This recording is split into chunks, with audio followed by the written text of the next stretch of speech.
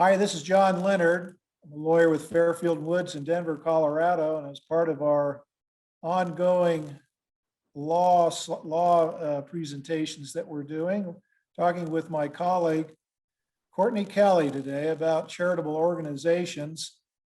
I will have to tell you, of a lot of the things that people might do by themselves and self-lawyer, this is not one of them. So let's listen to Courtney today. Thanks for joining us, Courtney. Sure. Thanks for having me, John. So just simply, how is a nonprofit corporation formed? Sure. So there's two main steps. The first step is really similar to how you would form any other type of corporation. So you'll pick a name and then you'll put together articles of incorporation and file those with the Secretary of State. There are certain requirements in terms of language that you need to have in your articles.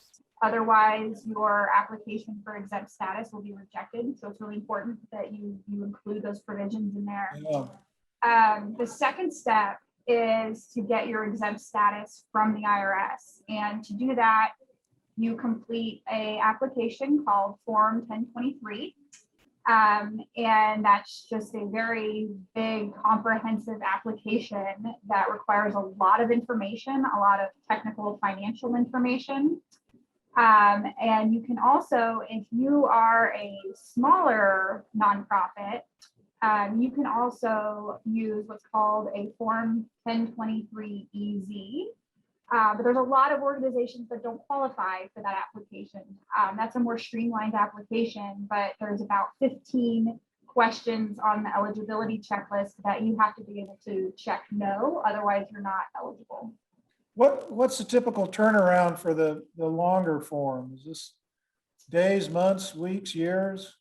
It depends on how quickly the client can get me information, but I've done it as quick as 2 weeks and as long as 6 months, just depending again on how long it takes. Well, I meant how soon before you get the determination back from the IRS? Oh, that's a great question. It depends. So it used to be about every 2 to 3 months, or it would take 2 to 3 months. And now I submitted an application back in January for a client, and we're still waiting to hear back on that application. So I just think it has to do with COVID. There's a little bit more of a delay. Right. What's the difference between a private foundation and a nonprofit organization? Sure, that's probably one of the most frequently asked questions. The main substantive difference is really the manner in which you bring in funds. So a private foundation usually has one source, one donor. So for example, Fairfield and Woods actually has a foundation. Yeah. And the law firm made one giant donation to the foundation. And so we are a private foundation. Your public charity gets its money from the general public. And the IRS requires for you to be a public charity that at least 33% of your contributions come from the general public.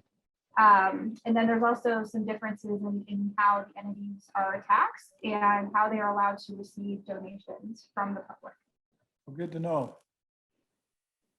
So when we talk about nonprofit organizations, there's a lot of rules with fancy names. So there's private inurement, private benefit, political activities. I think most people can figure out, but what are these rules and how do they affect nonprofit entities? Sure. So I'd say this is probably the most common way that our clients get into trouble and jeopardize their tax exempt status. So private benefit is a pretty broad concept. And it just means when any individual, they don't even have to be a member of the nonprofit, but any individual benefits from the operation of the nonprofit. So for example, let's say you have a nonprofit called Clean Up Our City of Denver. But the only thing that this nonprofit does is cleans up this one alley down on 16th Street Mall, and come to find out that that alley is next to a restaurant that's owned by the brother of somebody that sits on the nonprofit. So really, they're doing the cleanup and the charitable work to benefit this business, and they're not really doing it to benefit the public. Private inurement is a little different. It has to do with somebody that's actually sitting on the board or as part of the organization that's receiving some sort of benefit. Generally, this is usually excessive compensation. So, for example, you hire someone straight out of high school, let's say a family member, and you make them an officer, and you're paying them $500,000, and they have no qualifications. The IRS is going to look at that as private inurement, and you could lose your tax exempt status. Right. And finally, political activities. So political activity is the IRS is very concerned with nonprofits operating to support campaigns, political movements. And so you have to file for a very special type of exempt status if you want to be involved in political activism. And so if you're interested in that, that's something you need to talk to your legal counsel about, because it's a very different avenue on how to get your exempt status. Okay. Well, Courtney, thanks for joining us. Again, this is part of a larger series we're doing on topics our clients and friends would find interesting. Your contact information is right after this slide. So thanks for joining us, Courtney. Thank you, John. All right, see ya.